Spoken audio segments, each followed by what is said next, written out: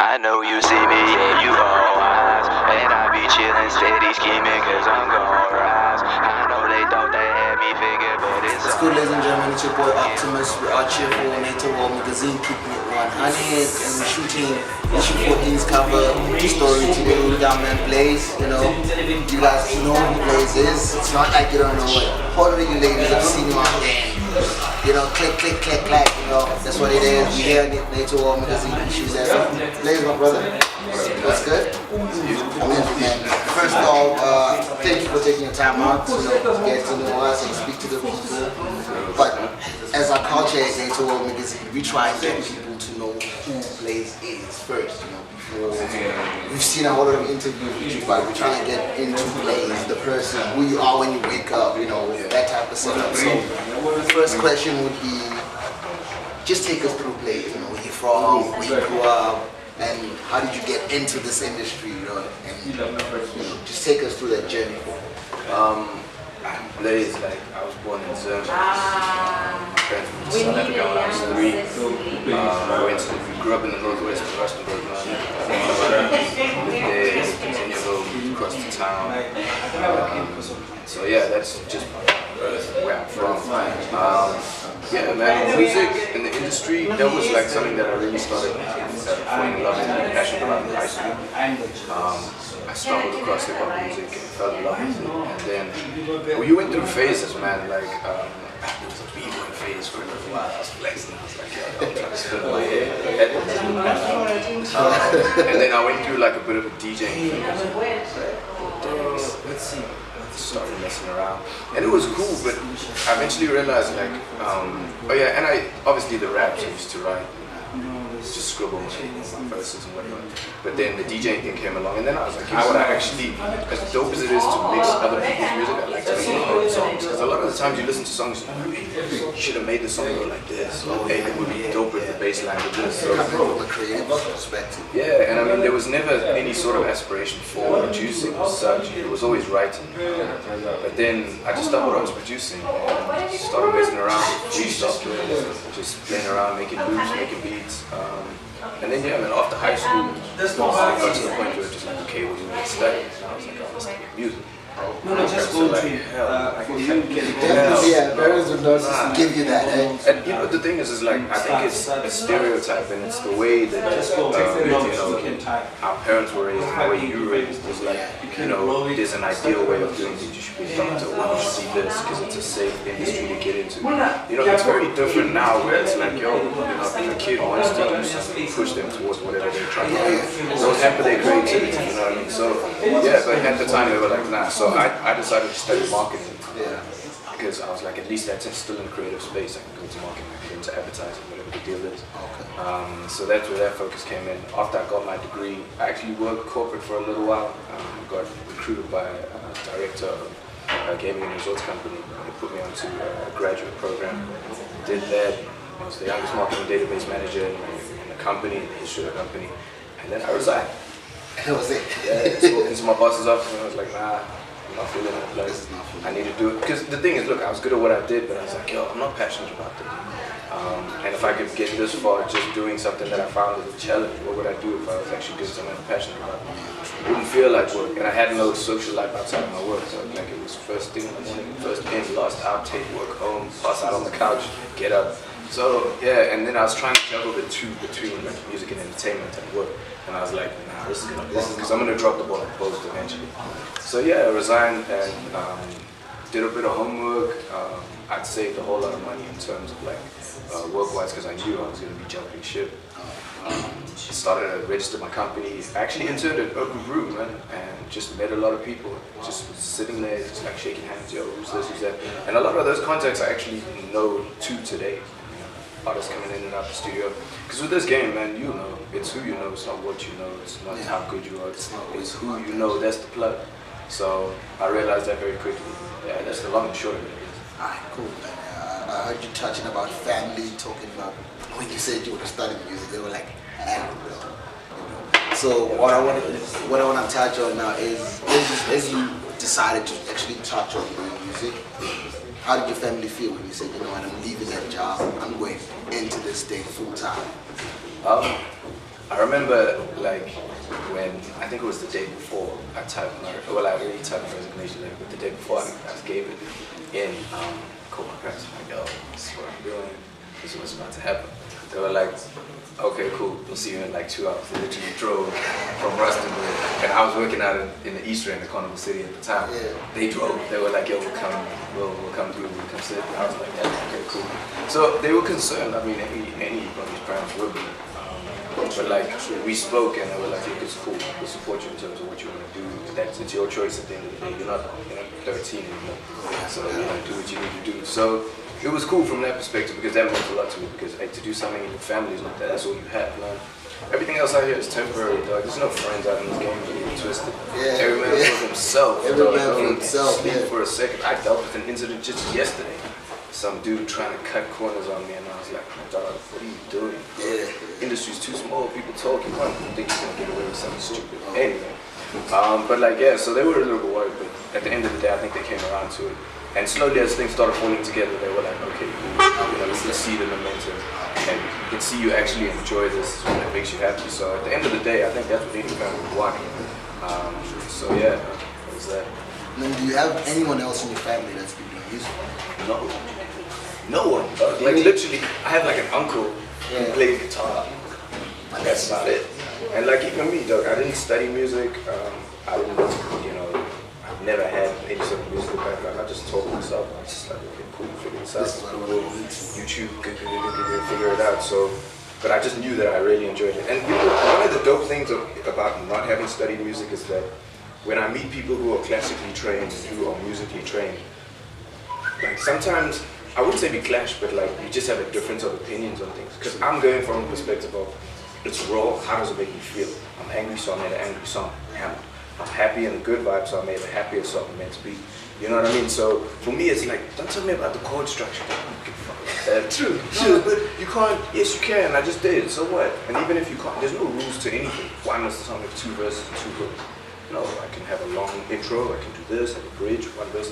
Like, so, you often get that difference of opinions, but like, I just find like the freedom I have is that I don't have that musical background. So for me, it's just, how does it make you feel? And I think that's the most important thing with music is like, there's a lot that goes into it. It's a business now, there's financing, there's marketing, there's PR, there's all sorts of things. But at the end of the day, how does it make you feel?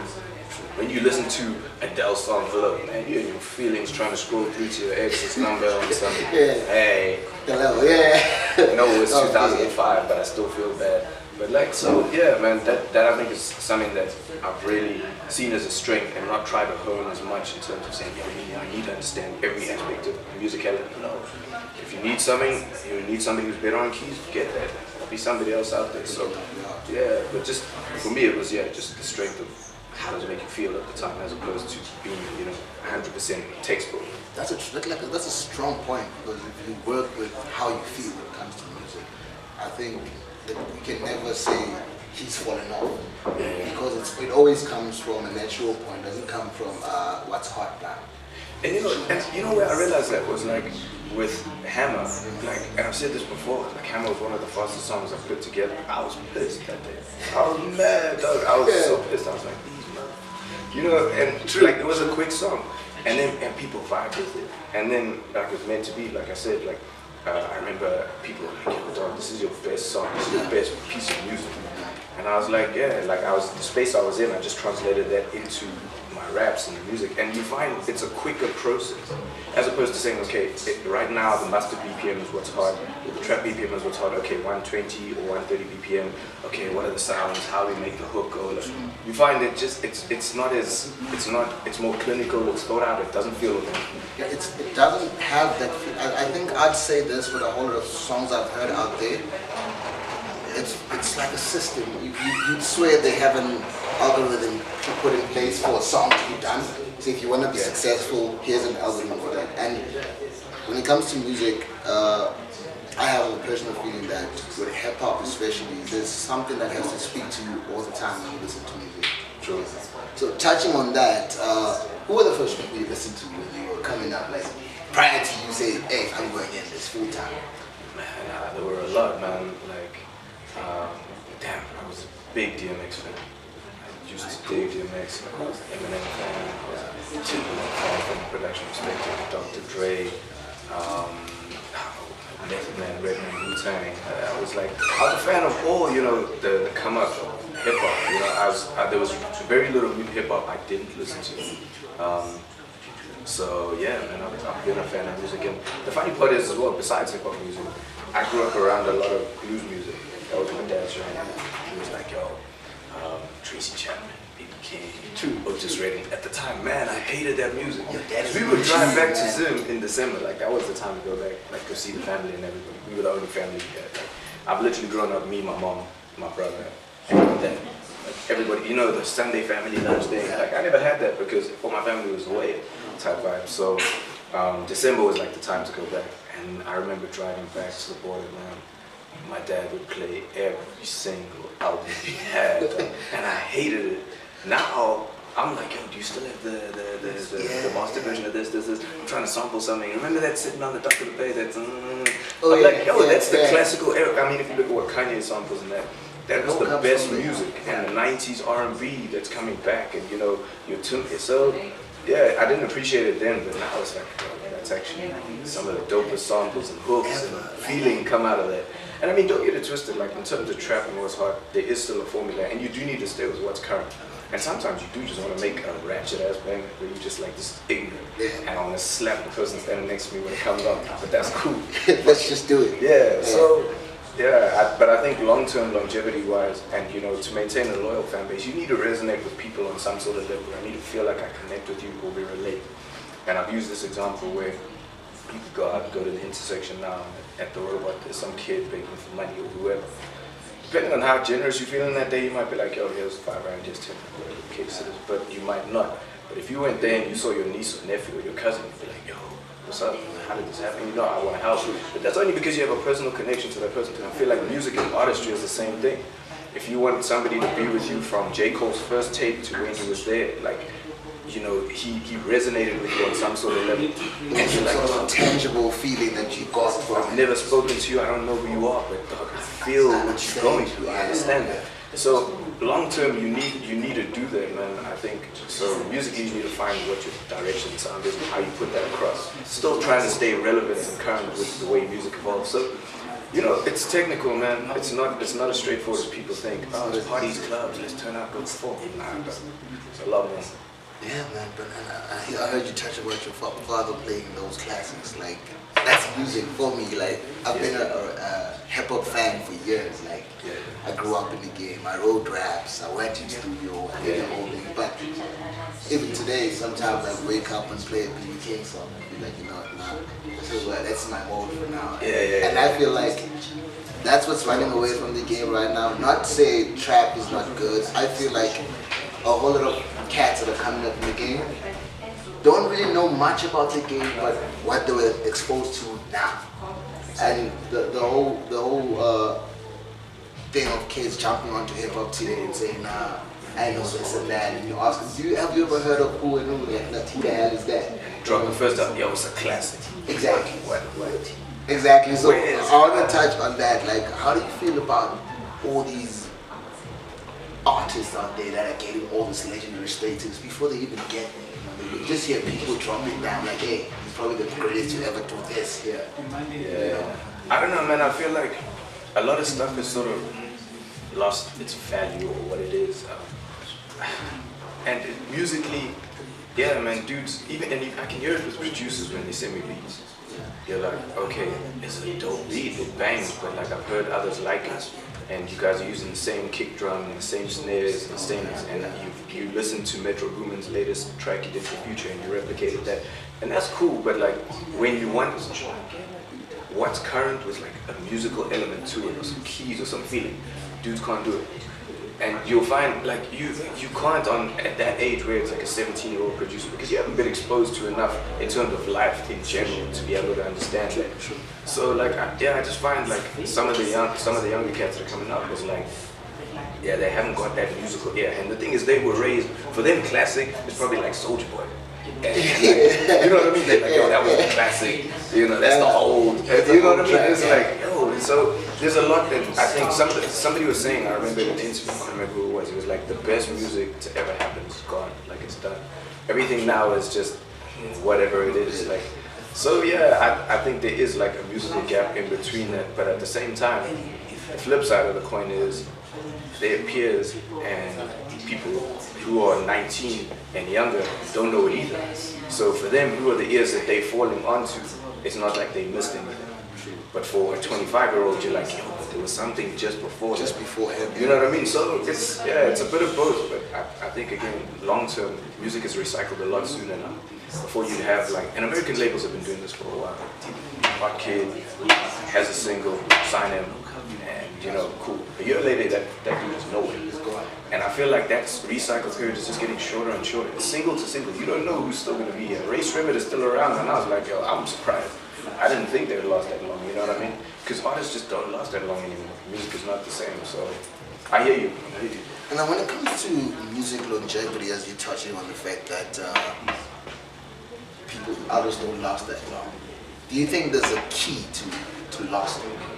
To being the cat who's going to drop 5 albums and they all go platinum? Do you think there's a method to do all of that? I definitely feel like there is. I don't think there's a set method. I don't think there's a one way to success. This industry changes so much, the sound changes so much. And again, like I feel like there's elements. If you have to draw a square with four circles, there's music, there's your fashion sense, your look, your appeal. You know, there's various different elements, and music is becoming a smaller and smaller critical piece of that. Now it's becoming how do you dress, what do you do, who do you know, how much swag you have, what your followers and numbers are, which you can buy. Dudes are doing that. Hey, come on, it's you know what I mean? So it's like, yeah, I don't think there's a hard and fast formula for it, but I think there are some critical success factors in terms of like, I think of like Drake or somebody like that, or artists who have stuck around for a while. When they first came in, Drake was not what he sounded like now. He came in with a sound that was sort of in touch with what was there, but he did it his way, and he added singing. And then slowly started singing more and more. The brand, you blow up and you get to a point where it's like people trust what you put out. And as long as it's got your name on it, I want to hear it and I trust it. And even if it's okay-ish, because I'm a fan and you built up my trust, I still trust it. You know, and then you can get to the point where you're like, okay, the rest of the industry's doing this. This is me though, and I'm going this way. Keenan dropped one time. That's not a single by anybody else's book in terms of what the sound is, but Forbes has built his brand to that point that he can do that.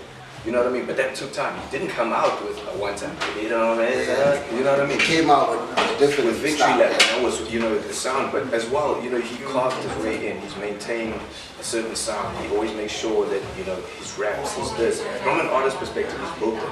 And by doing that, he's allowed himself into his own lane. So, yeah, man, I think you have to adapt slightly, but especially in the beginning, you have to pull people in. You want to listen to them. Once you've got them here, then you can go, okay, cool, this is who I am. Introduce them a little bit more. And then you can start going, okay, cool, now follow me to where I'm trying to take you. So, yeah, in my unsolicited opinion, you know. But then it counts. It counts, man. Everyone's opinion counts. And then I've seen you touched in production. Yeah. Did production. Do you play any instruments? No, I play keys by ear. Like I just hear it. Okay. You know what the funny part is when it comes to production? Doug, people don't know I produce my stuff. Yeah. It's weird, and you know when I first started, like even in terms of artwork and flyers and whatever, like I didn't necessarily make it a thing to say produced by Blayze. It's like, hey, it's my journey. Like I just make sure the artwork is very cool. I produced it. You say it in a couple of interviews, but not everybody hears that very part, yeah. So it's like, yeah, and then people were like, oh, you are Doug. We were on the shoot for Hammer. And there was a dude, his name was Leo Lodge. He was a German DJ. I think he's left the country now. But anyway, he came through a cameo on the video. He's like, yo, this is a dope track. Like, yo, who produced this? I'm like, I did. He's like, you did? Really? I was like, this nigga. Really? I was like, yo, edit him out of the final production. How are you going to ask me on the set of my shoot if I produce the joint? And then I realized, like, you know, as much as you put music out, there's little things that people only know what you tell them. People assume your sound is what you put out. So you constantly need to let people know, like, this is what I do, this is what I'm capable of, this is the skill set I have. And you know, I remember there was a stage where after Hammer 24 Chains, people were like, hey, yo, he's a hard, you know, rap. I can't feature him on this joint because that's a sound. It's just what it currently was at the time. And then Lady Nut came out and I was like, what's this? You don't know me. I'm like, yeah, you don't know me in a lot of ways. But, you know, I feel like you need to also teach people what it is you are, and who you are, and what you're about through your music. And that takes time and risks as well, because some people familiarize themselves with you in a certain way. So when you do something different, you know, you might lose some people, you might gain more. But again, it's give and take. There's no rules to it, man. Figure it out as you go along. And then, if you were not in hip hop, what would you do? If I was not in hip hop, what music would I be doing? Yeah. Man, I was not in hip hop. You know what? I wouldn't say it's a music that I would be doing, but one thing I regret not doing is learning how to sing. Like, lately especially, I've been vocally training myself to be able to sing your own books and what is your range, how to exploit that and sound dope. And I mean, you can be a Chris Brown singer, or you can be an Adele singer, or you can be a Travis Scott. And Travis Scott sounds dope within his range and how he does it. So I've just been trying to figure out my range and what I do, but like, I regret not learning how to sing in terms of like choir and that sort of stuff, learning your actual range. Because that offer came through in high school, which was like, yo, there's choir here, and I was like, nah. That's not me. Bitches ain't gonna love me for that. Come on, yeah, son. Yo, taking away the street credit, all that shit. You see this rap music, I'm gonna sing. And now, you know, a couple of years later, it's like, yo, Bryson Tillers, Tory Lanez. And you're like, oh, god damn, why did I sleep on that? So, yeah, man, I wouldn't say I would be in another genre, but I'd probably be in like an R&B-ish, like what a Chris Brown does when he can sing and rap. So a Bryson Tiller, a Tory Lanez, where you're comfortable on both. That's probably what I do. But in terms of another genre, I don't know, eh? I don't know. EDM. Do you have...